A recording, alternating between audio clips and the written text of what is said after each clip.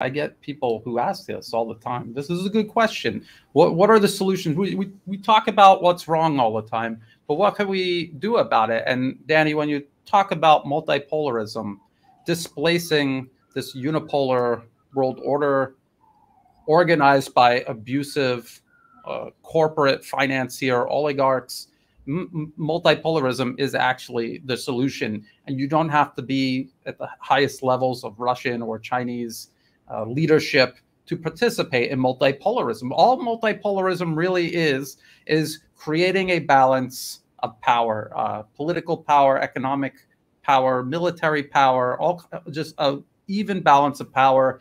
And if you're an ordinary person, how can you do this? Stop taking your paycheck and giving it to these giant corporations. Invest in your local community, find local businesses, and start a local business. Start something small. Start, it sounds ridiculous, like grow a little bit of your own food. Find a way to be a little more independent in terms of energy and even out the balance of power in every conceivable aspect. That is what Russia and China did. They didn't go to the UN and protest the US until they gave up and said, okay, let's let multipolarism begin to thrive. No, they created alternative energy networks, financial networks. So to cut us off from SWIFT, we'll make our own version of SWIFT.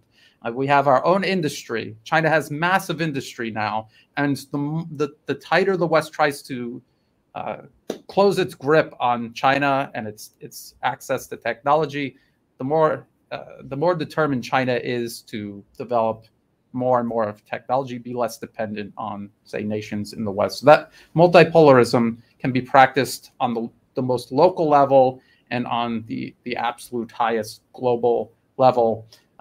Angelo, what are some other solutions that you could think of? Like another one is just supporting alternative media instead of controlled corporate media. Yeah, well, that's at the individual level, but I think the most essential, I think it's especially for people that they claim that they support democracy. We've said it over and over, the fundamentals of democracy. Number one, there are many preconditions to have democracy, but I would put number one is sovereignty. And if you want to have a multipolar world, it's about, just sovereignty. That's the first level. And then somehow every country will have to deal with their own system and create their own type of democracy, because there are lots of elements, culture, historical level elements, and you have also development levels. You go to Africa and you don't have any roads and you want to give, there are realities in each countries. But I would say very, very important for this multipolar world, it's going to be, sovereignty, and then really empowering people. You see, people, they forget actually what democracy means. It's demos kratos, power to the people. It's about empowering people. Do my decisions, am I empowered to, my decisions, do they have an impact? It's not about putting the ballots, and then it's over. It's not this. Actually, it goes much deeper. If you follow the yellow vest in France, actually, intellectually, they're very well advanced. You know what they looked at? They didn't look at the parties and so on. They looked at the rules of the game. Whoever writes the rule of the game controls the game. I can play with you guys any games. Let me write the rules, and of course, I'll win. And that's how democracy works. So very often, the rules of the game were written by the elites to control the masses. What we want to do is, okay, regain sovereignty, so we deal with our own house. I'm in my house. I don't want anybody to come into my house and say how I need to manage my house. Who would accept that? And then we empower people. We let people to write the rules of the game. So they are really empowered. And then when you cast a ballot, and you have all the preconditions to have a democracy, then yes, it's a democracy. But what are the preconditions? It's very simple. No rocket science. No money into politics. If you have rich, you don't want the rich to influence politics. You get people to write the rules of the game. You educate people about what it means to have a democracy. You need, if you are not educated, and then media, there are lots of preconditions. But you see, I mean, when you look at the US, it's completely the opposite. Plus, we see these days, FBI, the CIA, what they've done, and they still want to export that. You see, it's like they want to export a failed system. What do you think Chinese, Chinese, they look at that and they laugh. You want to export that? You know what, the Chinese, I mean, might be a bit cynical. If you come across some Chinese and they're like, even us, we wouldn't want to export a system. Why would you want to export a system that is very effective, that is working extremely well to your competitors? And we don't want, it's working well for ourselves. It's okay. Do whatever you want. Just don't mess with my own country. So ultimately, and so it goes back always to really fundamental sovereignty, self-determination, and then empowering people. See, so this is why I'm extremely against ideology. Ideology is worth nothing. Nothing. Empower first the people. Give them sovereignty first, and then empower people. Let people to write the rules of the game. Yeah, so multipolarism, sovereignty, this point on sovereignty is so important. The situation here in Thailand, for example, these people don't understand that democracy cannot be a process that the U.S. can involve itself in and inject money into. And I want your both of your takes on this. This is very recent Senate resolution, U.S. government. And this is all about, if you read through this whole thing, it is the United States government lecturing Thailand before their general election, saying, this is how you're going to run the election. If we don't like your system, you need to change your system. We don't like your laws, you need to change your laws. These laws should be stricken. And if the military or the monarchy try to interfere in this process at all, this process that the U.S. government is hijacking, essentially, if you try to intervene in us hijacking your system, we will put sanctions on you, and there will be other penalties. This is what the U.S. did before the Thai general election. So this point on sovereignty is so important. And like with Taiwan, a lot of people say, well, let's just let Taiwan decide if they want to be part of China or not.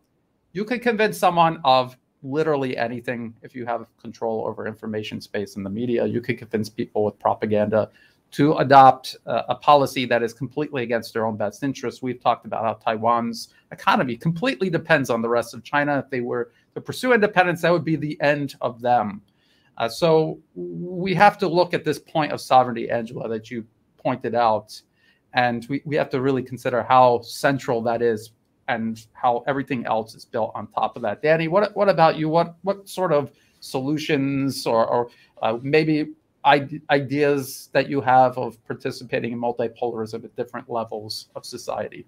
Well, it's a very good question, and I certainly agree. I think that there needs to be both an empowerment of people and a reconceptualization of what sovereignty is, especially in the U.S. and its collective West vassal states at this point all over Europe, is that their definition of sovereignty is really hegemony, because they use it all the time. They say that we are the leaders of the free world. We are the ones who dictate what freedom and democracy is. They are writing the rules, and they are essentially saying that sovereignty equals whatever dominance the collective West can have over the rest. And that is what's going to free the people all over the world, whether it's in Thailand, right? It's this really contradictory phenomenon of, well, people in Thailand, Thai people are going to get more freedom and democracy if we dominate them more, steal all their resources, impoverish them, and ensure they live under a brutal so-called democratic dictatorship, right? As opposed to what they're always calling dictatorships all over, as opposed to authoritarianism.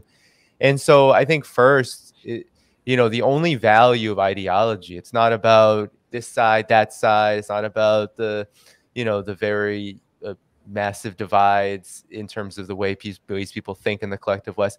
The only value in ideology is talking about the reality behind ideas. Are certain ideas rooted in reality, or are they simply propaganda tools for a certain class or a certain faction of society seeking to reproduce and usurp and gain as much power and control as possible? And that is something that needs to happen in the collective West. There needs to be a redefinition of what sovereignty is. And luckily, we have a great definition forwarded in the UN Charter, which the Chinese and the Russians and many, many millions upon millions, billions of people around the world are very keen on and support very much, which is the idea that nations deserve and have a right to self-determination.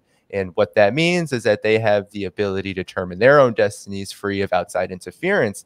Very basic concept, and something that I think we can examine here, because inside of the collective West, you have a lot of the same, I call it blowback, a lot of the same strategies the US and its Western vassals are using abroad are actually employed inside of these countries to distort, manipulate, and ultimately disempower people, especially the vast majority of ordinary people.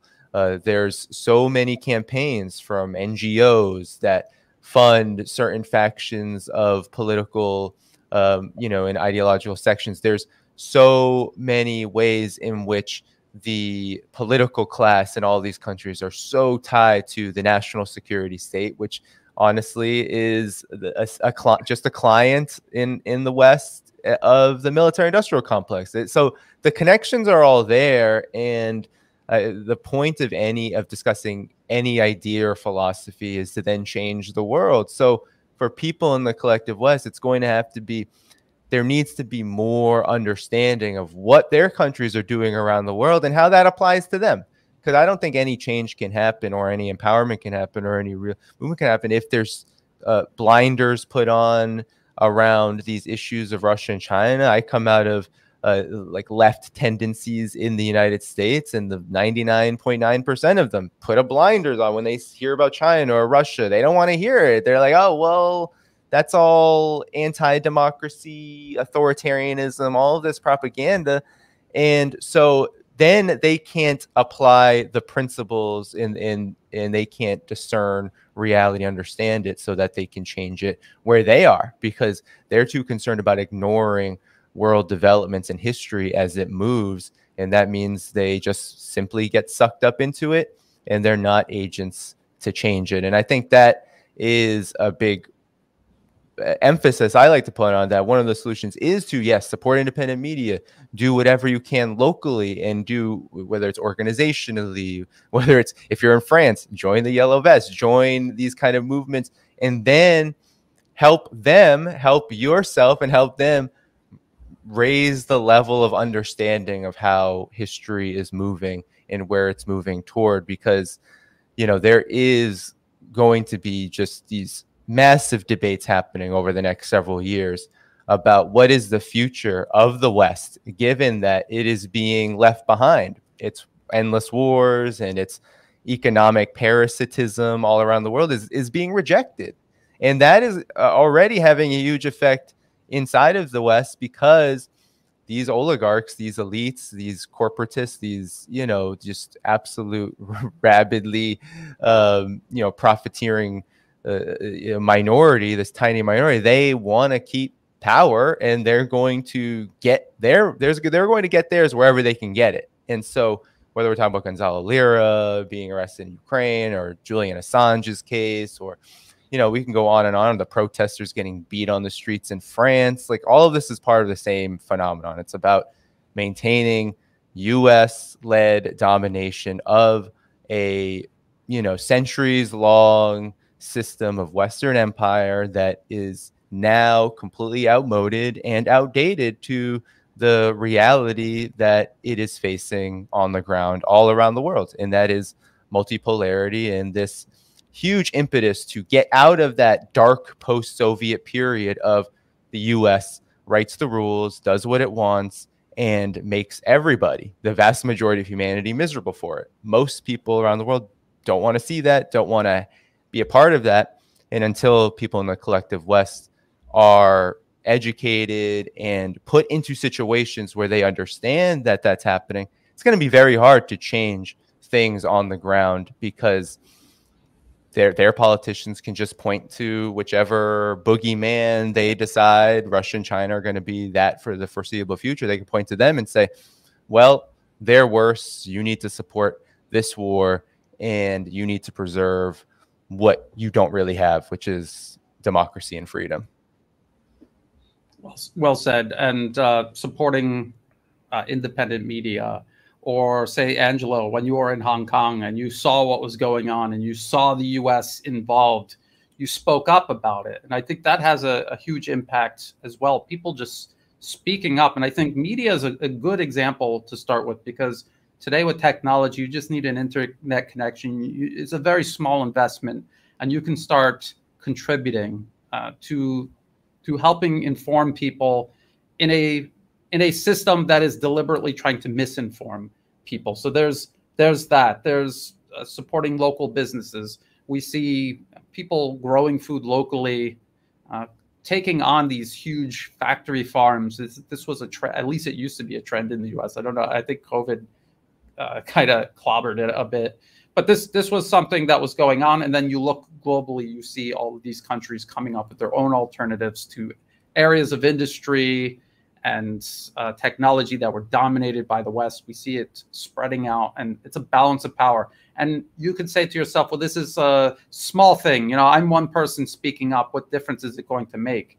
This system that we see, that is, we believe it to be unjust and ravaging the planet, it was not created overnight with one stroke of a pen or gesture or command. It is many people working over a very long period of time contributing to this problem, and it'll take many, many people contributing in small ways, adding up to solve this problem. So people should not be overwhelmed by the scale of the problem. It was created by collective action. It can be solved by collective action. I think we would try to take some questions. If you have a question, capital Q, or question in all capital letters, and then your question. I think I want to, I don't know what else I said before the show, what we were going to talk about, but I'm in Thailand. It really bothers me seeing this happen. It really bothers me to see how manipulated the people are who voted in this opposition. And Danny, you were talking about the UN Charter.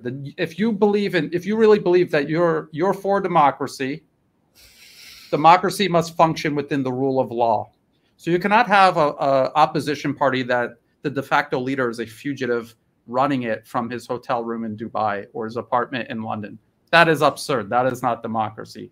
And you cannot be pro-democracy and support an opposition that is backed by a foreign government. Because as you said, political independence is every nation's right, and the UN Charter prohibits foreign interference. And that is what is happening here in Thailand and everywhere else, foreign interference by the US, demonstrably so. So you cannot be pro-democracy and support these type of opposition movements, because and then people will say, well, this government that's in power is so bad, that's how I can justify. Because at first they'll deny that there's US funding. When you show them the evidence, they begin backpedaling and making excuses. That's one of the excuses, until eventually they say, well, I think the US should just be able to dominate Thailand and tell it what to do. That would be best for everybody. Angelo, of your experience, you watched this whole process unfold in Hong Kong, from the US having a huge amount of influence to the US having no influence or very little influence in Hong Kong. What were some of the things that the Chinese government did to restore sovereignty for Hong Kong and restore stability for the people living in Hong Kong? Well, with no doubt, it's the enactment of the national security law, which by the way was supposed to be done much earlier. There's a mini constitution in Hong Kong called the Basic Law, and under Article 23, the Hong Kong government was supposed, since 1997, was supposed to enact this national security law for X reasons. Because of huge pressure from NGOs and from Western agents, they could not enact this national security law. So I like to say that the real handover of Hong Kong back to China didn't happen in 1997. In reality, it happened when they enacted the national security law. And that's the key thing, you know, is you need to protect your sovereignty, so you shouldn't have any foreign interference. So you need a very solid national security law, and this is what is lacking in Thailand at this moment. Yes. Absolutely. Why do you have those agencies that are funded by the US government that are trying to influence you, you know, want to change your own constitution? That would be impossible here in Hong Kong. Why? Because now you have a national security law, which, by the way, every single country in the world has solid national security laws. You know, the country that has probably the most severe national security laws is the United States, because they know how they can subvert governments abroad. So they have, it's extreme what they have, you know. And you know, even the Patriot Act and so on, those laws where, you know, they put them and actually they don't withdraw them, you know. It's extremely tough right now, you know. In reality, in the US, it's interesting, like they criticize countries that actually, when they have people that are funded by the West, they need to declare themselves as foreign agents, right? They have that in the US, but they don't want other countries to do that, to do the same. You remember Georgia was trying to put a law like that into place, and they almost verbatim copied the US version of the law, and the US said, no, you don't get to do that. I mean, that's just an example of exactly what you're talking about. So there was the key in Hong Kong, really, and I tell you, now it's back to normal. Really, it's because before that it was just shocking to see. You know, you had Falun Gong, you know, Falun Gong, this sect, or, you know, funded by the US, you know, through US AGM, you know, the propaganda arm of the US. They were there in the streets, you know, like freely, like just hammering, giving you fake news about China, you know, the usual thing, you know, organ harvesting. I mean, all those crazy stories. It's no, you know, it's gone. Now it's gone, you know, and now they, you know, they found the system, and people, you know, the economy is doing really well. I think it's we're talking about 3.7% of GDP growth for this year. So, you know, it's fine, you know. And you need to remember that most Hong Kong people are not politicized. You know, when you want to have a color revolution, you don't, you know, Maidan was not 100,000 people. We are talking about 2,000-3,000 extreme radicals that were ready to kill. And that's how you do a revolution. You know, because most people, if you really think about most people around you, average Joe is not politicized. He might just, you know, like for 2 minutes, for 1 minute a day. But you know what? Average Joe is more interested in putting food on the table, and maybe football, beer, you know, eating junk food on his sofa. I mean, you know, he has other worries. You know, he's not politicized. You know, so the problem is that you have sometimes, you know, radical minorities that take over, you know, and against the majority, and that's what happened in Hong Kong, by the way. You know, there was 200,000 people in the street. That is true, but it was not against Chinese government. They had lots of other issues. But you know what? There was a petition of 2 million people that signed a petition for a national security law. And this, the Western media never said about any word about this. 2 million people out of a population of 7 million people. Yeah. And Angelo, you know, the thing is, it's not that there's no problems in Hong Kong. And it's not that there's no division in society in Hong Kong and between Hong Kong and the rest of China. But the thing is, when the US comes in and it's pumping millions of dollars into that environment, they are creating new divides. They are making existing divides much larger than they naturally would be. And that's why when you shut the spigot off and there's no more money coming in, things return back to normal. There's stability. And yes, you can talk to people and they maybe they don't like people from mainland or whatever, but it's not going to be this huge crisis with you know, the city burning to the ground, people killing each other. And you're exactly right. That is the problem with Thailand.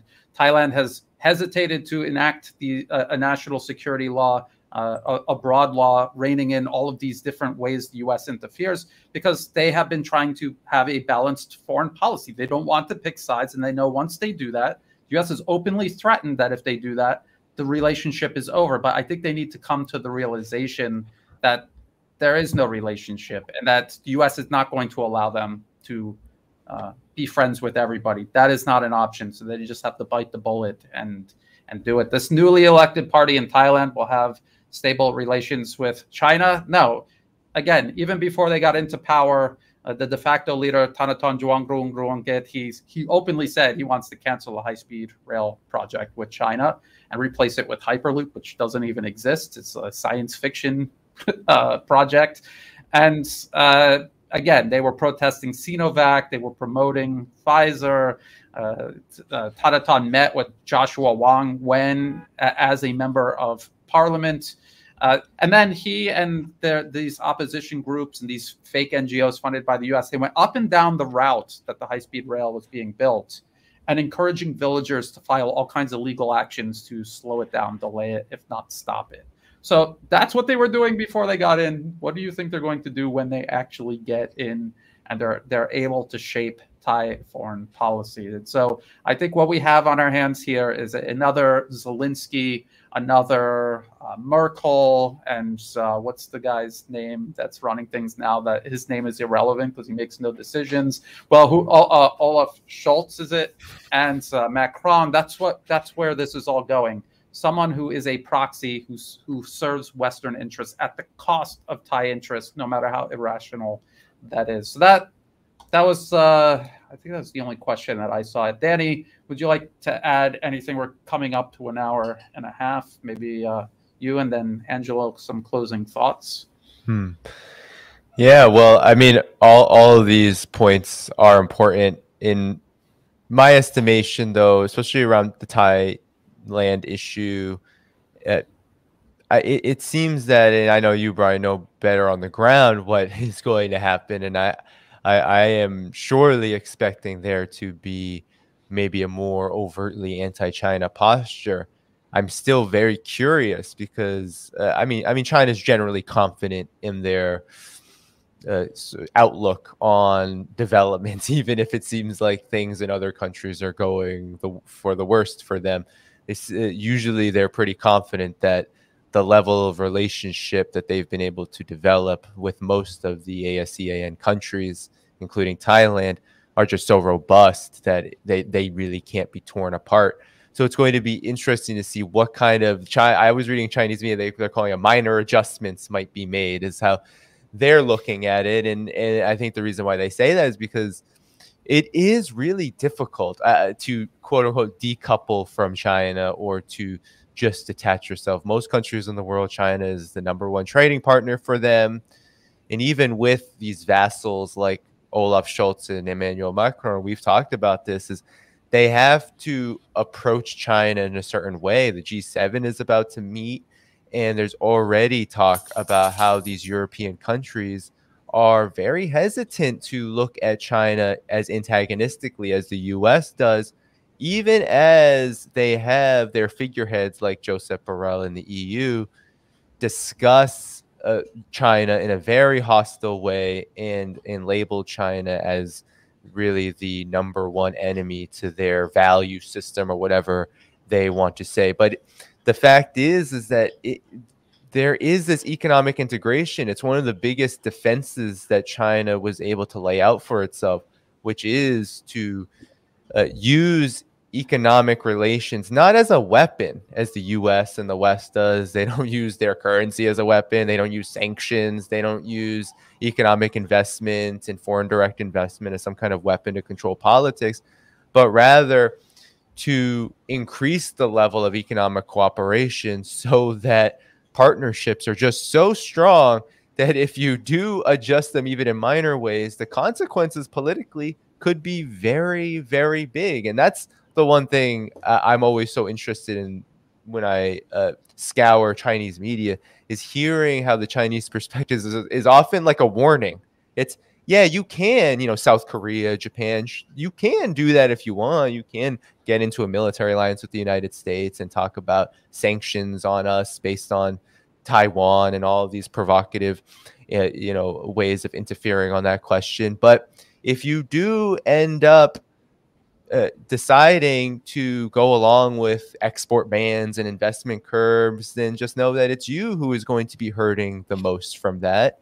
And it's just something that we don't want to see. So the choice is yours. And I find that to be a very powerful approach that I think angers the United States a lot, because the US's whole model right now of maintaining its domination is taking away freedoms, taking away economic development, subtracting and subtracting and subtracting, so people suffer more and more and more.